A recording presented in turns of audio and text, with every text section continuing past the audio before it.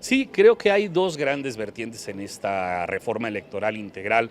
derivado de que los prianistas y los conservadores no quisieron la reforma constitucional que hubiera tenido un ahorro de más de 50,000 millones de pesos y una efectividad para garantizar la transparencia en las elecciones. En la reforma que se aprobó en la Cámara de Diputados y que está en discusión en la Cámara de Senadores, hay un ahorro de 3,000 millones de pesos, se desaparecieron dos salas regionales que ni siquiera nunca pudieron instalarse en el INE, se desaparecieron dos fideicomisos en los cuales había varios cientos de millones de pesos y se logró por fin que ningún funcionario del INE gane más que el presidente de la República, además de compactar facultades y atribuciones que tenía el INE y los IEPCs o los OPLES como se les conoce, donde tendrá que haber una reducción y una compactación de diferentes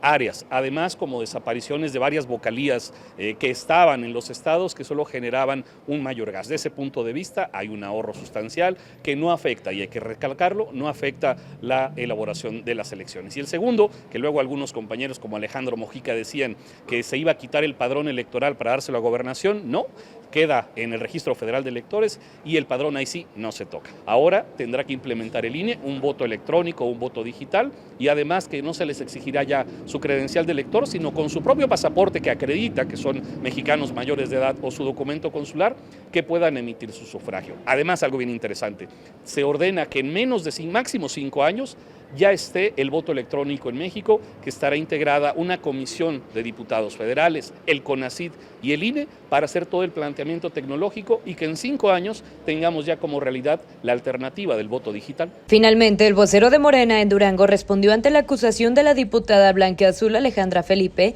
al decir que el Ejecutivo busca vengarse luego de que se rechazara su proyecto constitucional. De entrada, los panistas, como viven, juzgan, y cuando estuvo el gobierno de Calderón y de Vicente Fox, claro que utilizaban la venganza política como herramienta en el poder legislativo, pero se les olvida que no somos iguales. Y que no hayan participado los diputados del PRI, del PAN y el PRD solo demuestra lo que siempre hemos dicho, que no velan por los intereses de la sociedad porque ni siquiera defienden sus posturas ahí en el Congreso y dan de espalda no solo al Congreso, sino a sus propios ciudadanos. Esta es una reforma electoral que se da precisamente porque ellos no quisieron la constitucional, porque se cerraron al diálogo, porque se cerraron a las propuestas, y que la mayoría de Morena, que la otorgó la ciudadanía en las pasadas elecciones, se hizo valer. Ese es un mecanismo constitucional y democrático que, por ejemplo, nos lo aplican aquí en el Congreso local.